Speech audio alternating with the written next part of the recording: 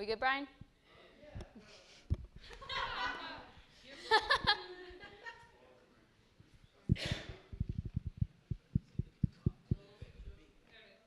Okay, cool. So if you Google images of what anxiety and depression look like, you'll see pictures that look a lot like this. And I kind of, in my head, this is kind of how I've felt for at least the last 10 years or so. I just want to point out three things. I say a lot, I'm sorry. That's not what I wanted to point out. But I'm going to point out three things about this photo. One, that she's on the ground. Two, that her arms are kind of just crossed over her knees. And three, that her head is down. So I'm just going to talk about three ways that I have felt abandoned, that I have felt defensive, and that I have felt ashamed. When I was in elementary school, my parents got divorced.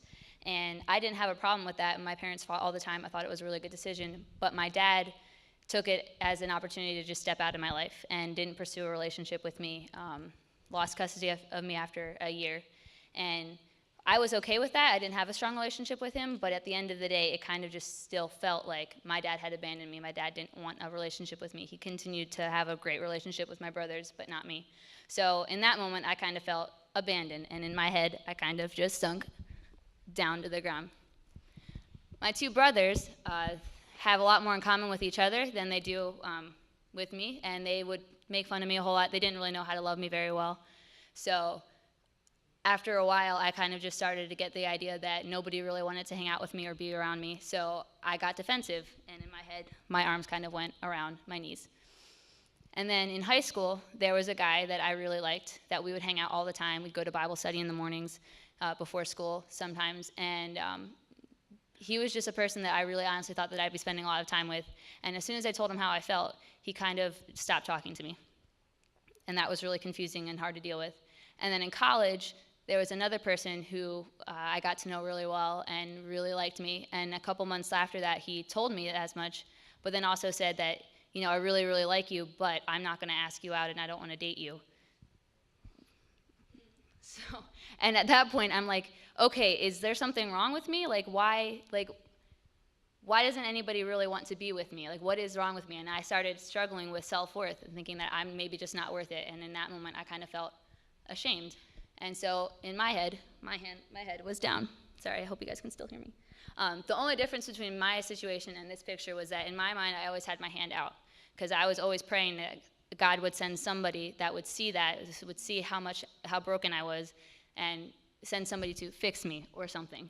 And that was my prayer for the last couple of years.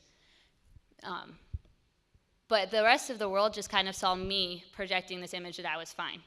And I would act like I was okay, I would laugh, do all that stuff. And nobody could see that I was struggling. And I'm on the inside saying, why doesn't anybody see how much I'm hurting? And the problem with that is that, I can act fine, but every once in a while I would just break down. So, I would be fine for a couple months, and then something would happen, and then I would just start crying, or something would happen, and I was just miserable, and I couldn't figure out why.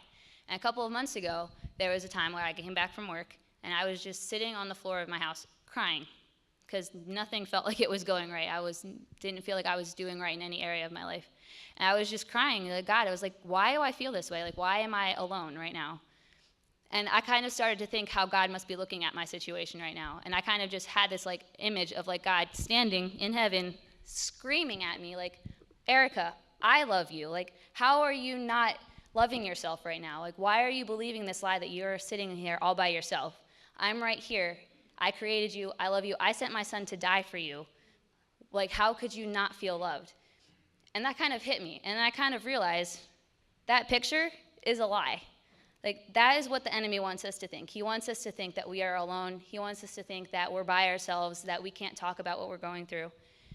Because when we do that, when we feel like we're all alone, we're separated from God, we're separated from the church, we're separated from our friends.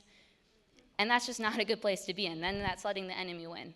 So if I could encourage you guys at all, it would be to talk about what you're going through. If there's anything in your life that's making you feel like doing this, talk about it. That is the one thing that can stop that from happening.